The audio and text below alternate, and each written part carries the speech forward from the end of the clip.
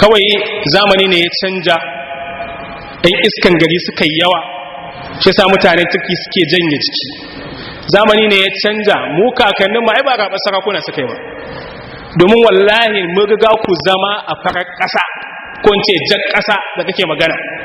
Tun kakan naku Malam Umaru yaushe zo kana magana kake lokacin wa Usman dan Fodiyo shi ya gayyato shi ya zo su taya shi jihadi. Usman dan Fodiyo yaushe aka haife shi?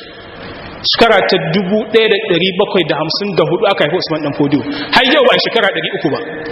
To kaga kakannin naka Malam Umarin da ya baro Tumbuktu da kuke ƙarya ya baro, har yanzu ba ku shekara 300 a ina a wannan kasar ba, balle har ku zo ku cika duniya ku damu mutane cewa ku ƴaƴan wani da jikokin wani, har yanzu ba ku shekara 300 a garin nan ba.